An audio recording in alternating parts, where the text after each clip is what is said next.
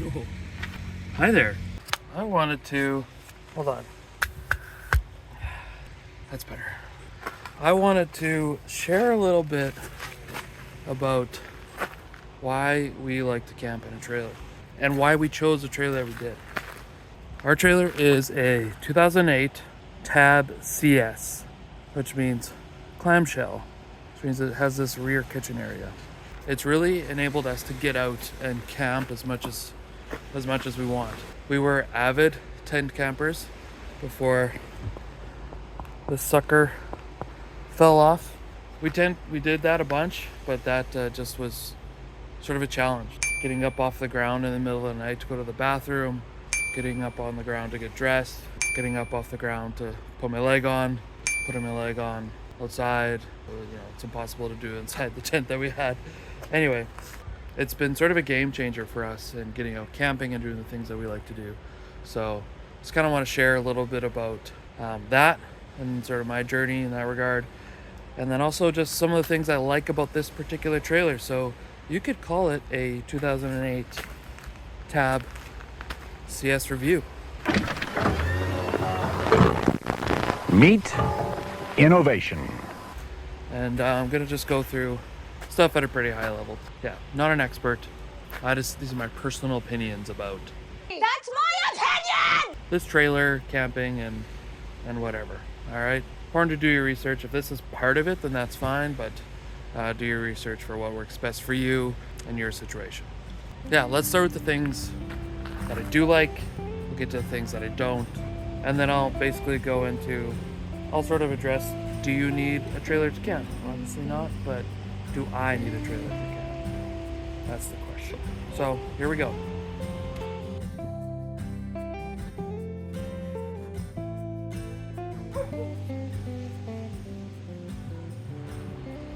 Somebody's not happy over there. It's not my dog. This is probably one of the main reasons why we bought this trailer is the rear kitchen. If you've seen any of our videos, lots of our videos happens in this general area. It might seem weird for people who are unfamiliar with trailers to see sort of a rear galley kitchen, but it's all part of like a genre typically called teardrop trailers.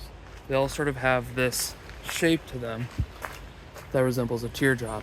There's probably people in two camps. Some people want the kitchen inside, some people want the kitchen outside. We're definitely on the latter, and there's a few reasons why. This is tight quarters, right? When you're cooking, all that grease, oil, and it's got to go somewhere, and it goes on here, all over. So you have to be super diligent in cleaning that. But that's the only place where it goes. If you were cooking inside this teardrop, and this model has an interior kitchen, which is, to me, wild. Relax, dude. All that grease, oil, water vapor, food particles ends up in your bed. I'll show you exactly where it goes in this trailer. This area, which is a bench and storage for us, which is honestly great, is the kitchen. And look, right behind you is your bed. Catherine Squirrel. knitted all of these, which I think are great. She also knitted those curtains, which I love so much. But I'm going to show you why that would be a particular problem for me as well.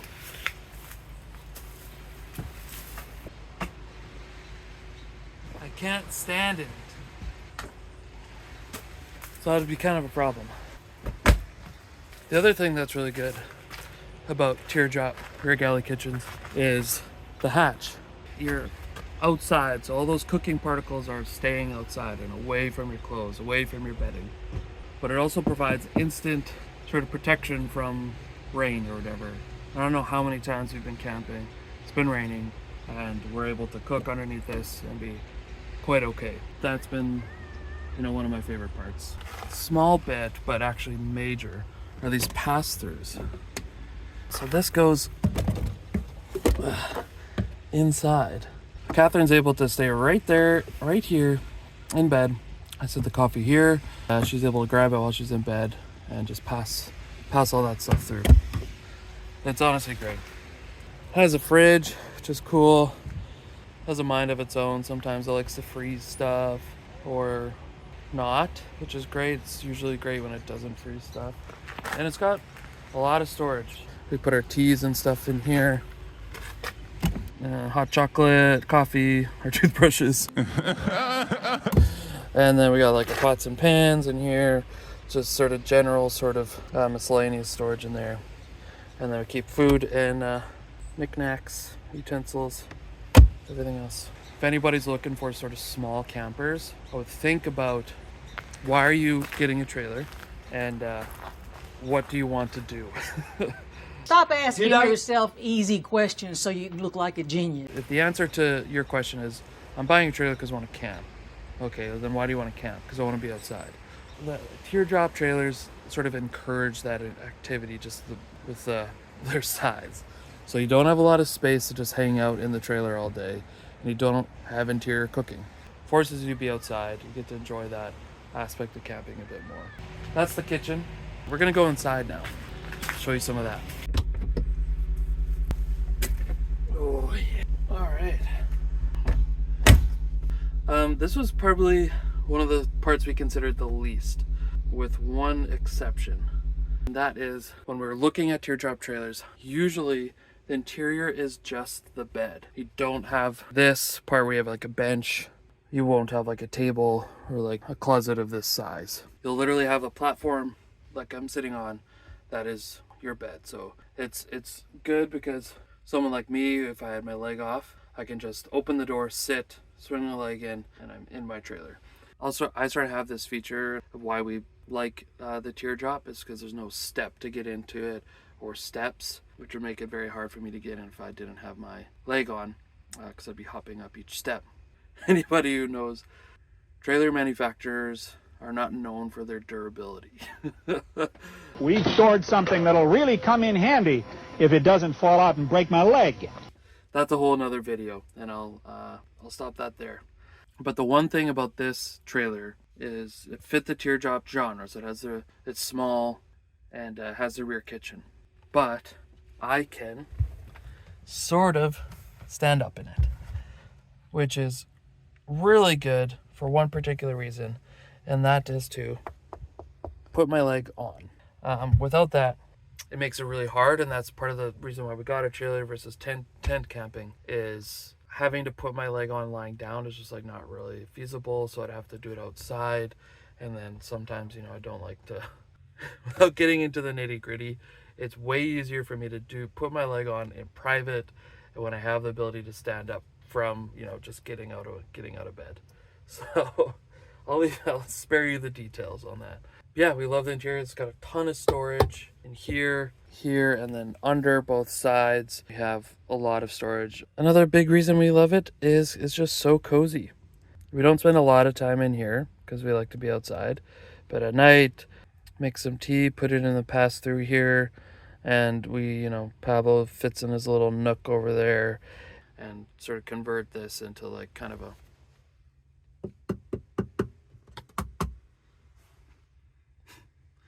that is sort of one of the things that I don't like, is just the age and sort of the quirkiness of the trailer. So the quirkiness, you saw it here. The lights, for one, burn incredibly hot. Boiling lava hot. Which is problematic. So we tend to not use these lights very often, if at all. So that kind of sucks. The other thing that is hard to use, but also great, is the furnace. And this looks like it's a thermostat, but it's not. It is just like a switch, and it has a mind of its own. It poses some problems for us because it has an on switch, like a Squirrel. This leaf blower guy, I can't believe it. Like, why they can't? It's like not even one that you hold in your hand. It's like a push cart leaf blower. Like, I don't even know what he's doing. But at least we can get warm by turning that on. We really only turn it on like right as we're going to bed, and then that heat sort of somehow carries throughout the night. That's sort of the main interior bits. It has electricity, you can charge our phones, whatever. It only has one outlet. I do have a CPAP. If I get bullied about that, I'm gonna lose it.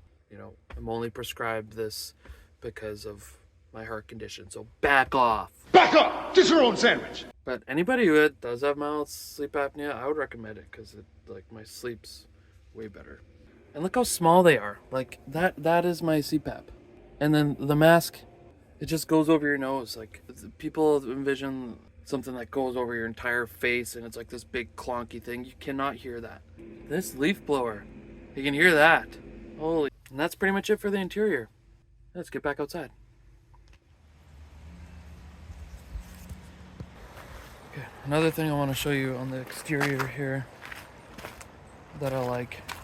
I guess it comes all down to the same thing, in that this trailer is super easy to tow. Obviously with its size, it's quite small, but also its weight, so it's below 2,000 pounds. And that means it's towable with a smaller vehicle. We wanted the versatility of a smaller trailer, so if we ever wanted to switch to a smaller vehicle because we live in a major city, we have the option to do that. So far, it's really worked out for us. The max it can weigh, I think, is 1,980 pounds or something like that. I'll put the gross vehicle rating here. From tip to tail is very similar to the length of a car.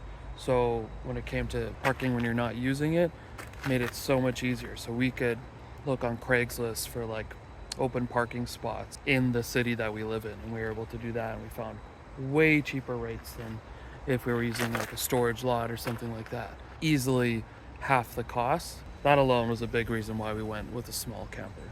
The other reason, like particular to this model, is this trailer brake, and you don't see it very often in campers anymore.